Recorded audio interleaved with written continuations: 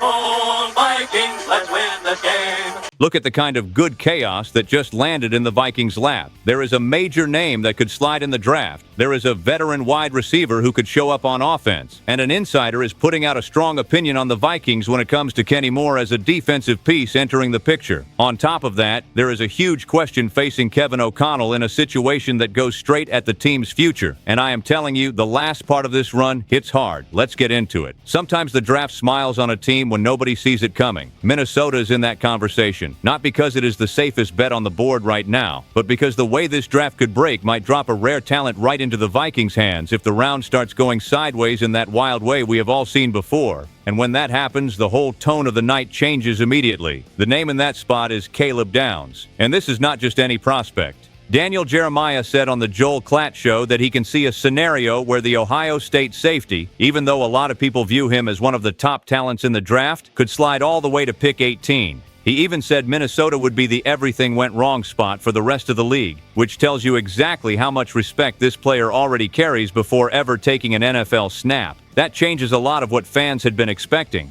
A lot of projections had a different safety tied to the Vikings more often, but when a name this big starts looking like he could fall, the conversation jumps to a different level. Caleb Downs carries that ready-made image. Versatile, polished, and capable of stepping into a defense early without needing a long runway or a pile of excuses. He is the kind of player who makes fans stop, stare at the ceiling, and think, wait a second, could this actually happen? That is when draft night gets really interesting. The biggest thing here is that safeties do not always come off the board as high as their talent says they should. Jeremiah leaned into that point by saying he has seen elite safeties slide before because teams usually prioritize edge rushers, offensive tackles, and other premium positions first. If that happens again, and if a few teams ahead of Minnesota go in another direction, the Vikings could stay alive for this all the way to the call. And that is where the pressure flips. And look at how this fits the roster right now. Harrison Smith still has not made a final call on retirement, and Kevin O'Connell made it clear the team is giving him time and space to decide on his own timeline. That means the Vikings have to think through both realities at once. If Harrison comes back, a rookie like Caleb Downs gets to learn from a living legend at the position. If Harrison walks away, the team could already have a high-end answer waiting in the building. Replacing a player that important is never simple. Of course it is not, but the plan would make a ton of sense. And here is the fan side read that does not get enough attention. This is not only about need, it is about rare opportunity. That is the part that changes the math. When a player viewed as a top 10 talent shows up near your doorstep, you stop thinking small. You stop looking unsure.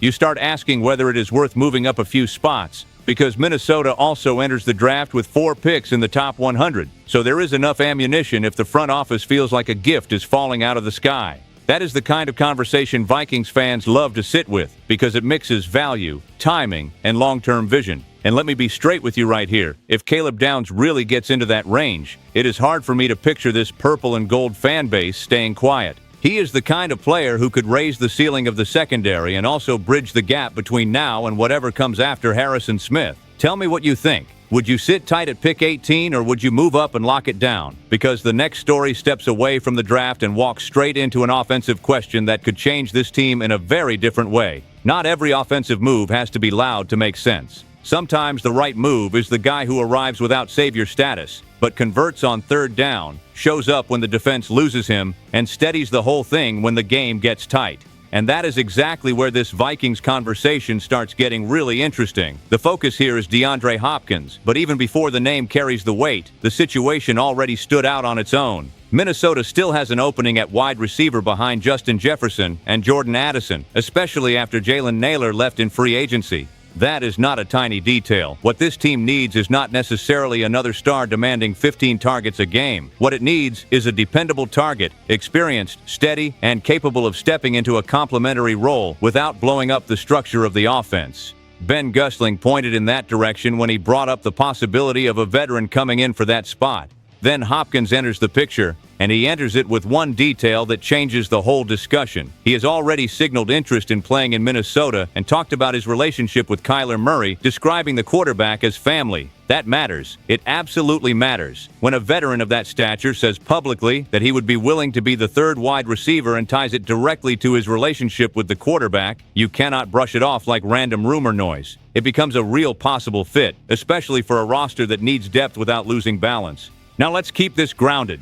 Hopkins is not at that outrageous peak version of himself anymore. At 33 years old, he is coming off a more modest season in Baltimore, even though he still showed he can create yards per catch and hurt defenses in specific moments. So the question is not whether the name still carries weight. The question is whether he can still give you the kind of smart snaps that help an offense work better around Jefferson, Addison, and Murray. And I think that is the part that splits Vikings fans all over the place. At the same time, another debate started to build and hit the emotional memory of a lot of people: Stefon Diggs. There was a projection out there that he could be a possible return option for this role if his legal situation were resolved, and that changes the whole feel of the conversation because Diggs brings history with the Vikings, emotional connection with the fan base, and a past run of real production in Minnesota. So now it stops being only a football fit question, but he also brings baggage, noise, and a package that never shows up light. That is not the same conversation as bringing Hopkins in for a defined support role. With Diggs, the weight of the name always pulls the whole room in a different direction. And let me be very clear here. I can understand why some people would rather go with Hopkins because the fit feels cleaner. Less nostalgia, less drama, more function. You bring in an experienced veteran, give him a defined role, and try to maximize what Kyler Murray can do with 3 trustworthy targets. In Diggs' case, as talented as he is, the context would become bigger than the actual third wide receiver role in a lot of moments. And the Vikings do not need distraction, they need fit.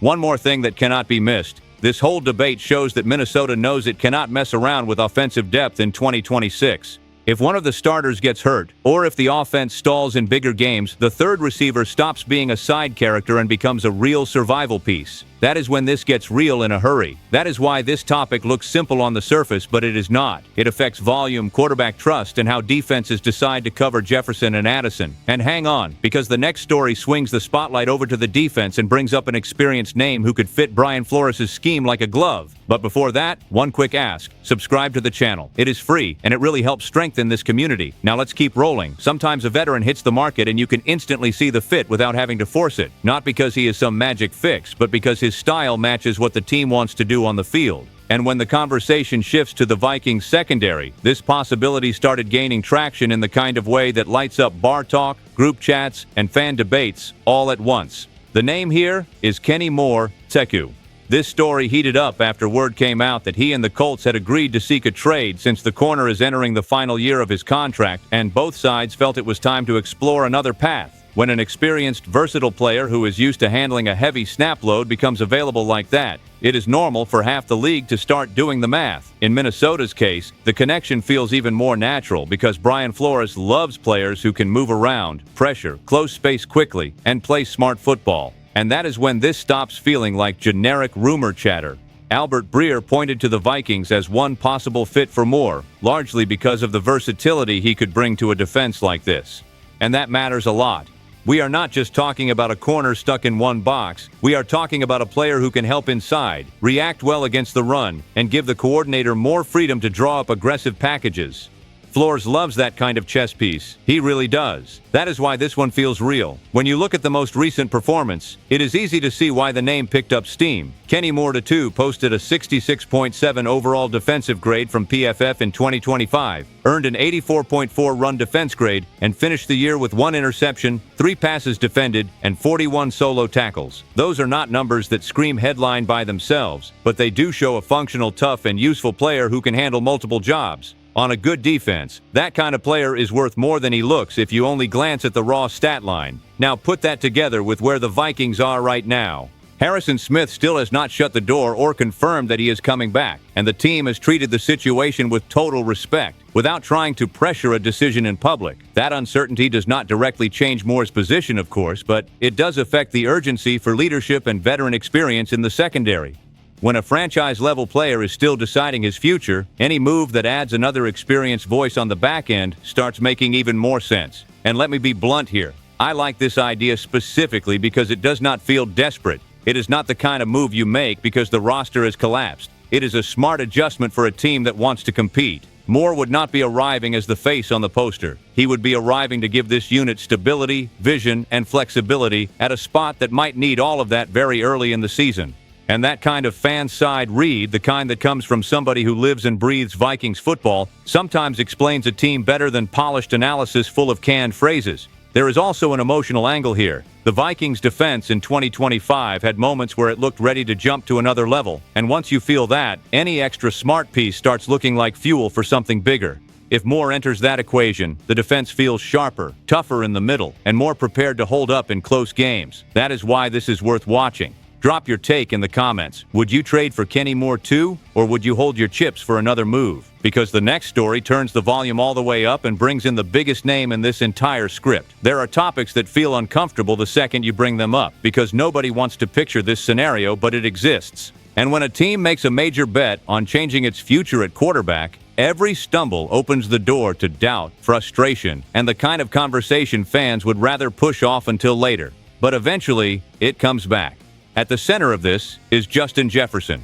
Not in the sense of he wants out or he already asked for a trade, because none of that has happened. The point is different. The argument that surfaced is that if the Kyler Murray experiment goes badly and the Vikings keep spinning their wheels at the most important position in the sport, then there starts to be a real risk that the best player on the roster looks at the future with more and more discomfort. And that is heavy, because we are talking about one of the biggest talents in the NFL, a player who for a long time felt completely untouchable in Minnesota. Jefferson built that status on everything he has delivered since entering the league. Massive production, instant impact, and the ability to take over games even when the situation around him was not perfect. He became the technical and emotional centerpiece of this offense. So when someone raises the possibility that long-term instability could affect the way he views the project, that is not empty gossip. That is a real reflection on championship window, career arc, and ambition. A player on that level wants to win for real. He wants to be playing in January and February. He wants to feel that the franchise knows exactly where it is going. That is what raises the stakes here. That is where Kyler Murray becomes central to the whole equation. Minnesota made this bet after a rough 2025 season at quarterback, and now the mood of the entire season is tied to whether this fit works. Murray has talent, arm strength, mobility, and Pro Bowl history. Nobody argues that.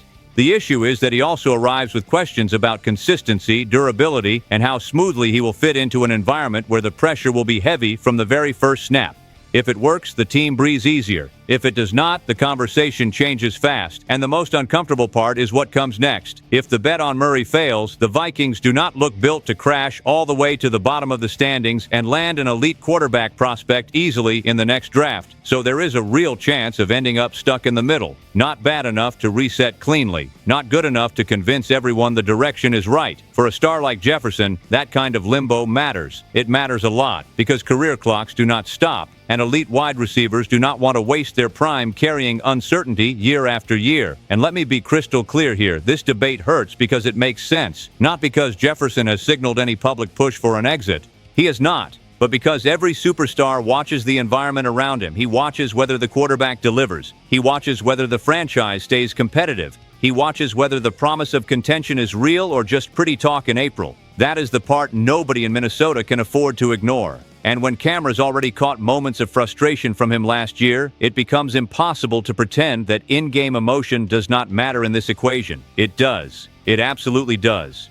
The message here is simple and hard at the same time. 2026 is not just about getting back to winning. It is about proving to Justin Jefferson that Minnesota is still a place for big dreams, not wasted talent. If Kyler Murray clicks, that cloud gets a lot smaller. If he does not, the noise is going to rise to a level nobody in purple and gold wants to hear. And stay with me, because the next story brings in another major piece and hits the heart of this defense. In the middle of all the offensive projections and quarterback debate, the defense has also moved into a serious watch zone. Because when trade talk starts involving an important pass rusher, fans sit up in their chairs immediately. And for good reason. A team that wants to compete for real does not start handing away valuable pieces without thinking about it 100 times first. Honestly, that idea annoys me just thinking about it. The name driving this conversation is Jonathan Greenard.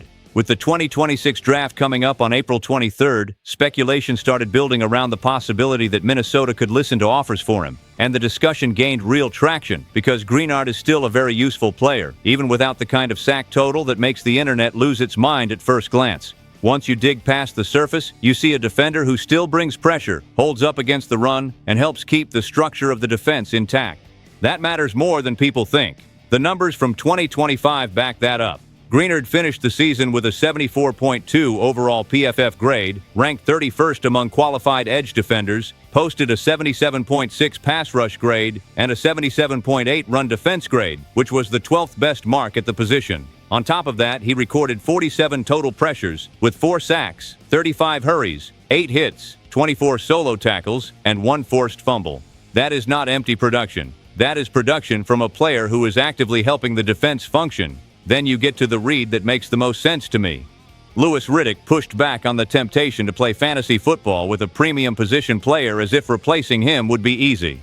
And he made one especially strong point. When you have players with game-changing ability, the instinct should not be to keep opening the door and assuming the next guy will just step in and do the same job. That looks pretty on paper. On the field, it almost never works that cleanly. That view lines up with what Alec Lewis argued too. His point was clear. It does not make sense to trade Jonathan Greenard unless the compensation is truly major, something like a first-round pick, and even he does not expect that kind of return to show up.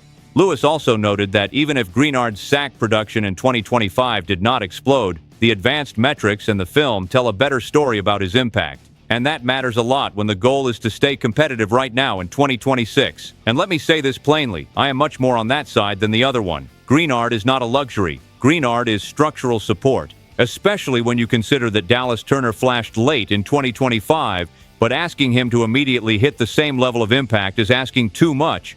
A strong defense needs layers, needs trustworthy rotation, and needs players who force opposing offenses to adjust protection. If you strip that away for a mid-level pick, you could spend months regretting it. That is the risk right there. And maybe the biggest detail is also the simplest one. Kevin O'Connell made it clear at the end of March that he expects Greenard to be on the roster this season. That does not erase off-season conversations, because the NFL never sleeps, but it absolutely changes the weight of the rumor. When the head coach says that, the signal is strong. Minnesota knows this defense is central to its chance of competing, and weakening that area without a premium return would be a dangerous bet. That is why this purple and gold fan base needs to stay locked in, because the next step in all of this is a bigger reflection on where the franchise is really headed. When you put all of this on the table together, the feeling is pretty clear. The Vikings have reached a point where they cannot keep pushing major decisions down the road. There is a chance for a top talent to slide in the draft. There is a real debate about how to complete this offense. There is a defense that still needs the right pieces, and there is a star watching to see whether the direction of the team is truly going to get serious. This is not a quiet offseason. This is a full-on test of ambition for an entire franchise, and Minnesota has to get this right now. Not just to make the roster look better on paper, but to show identity, conviction, and vision to the guys wearing the uniform and to the players carrying this team inside the locker room. Because if the front office reads the draft the right way, strengthens the offense without getting cute, and keeps the defensive core in place, this whole conversation changes fast. What do you think about all of it? Or which story grabbed your attention the most? Stay tuned. SKOL Vikings, let's go!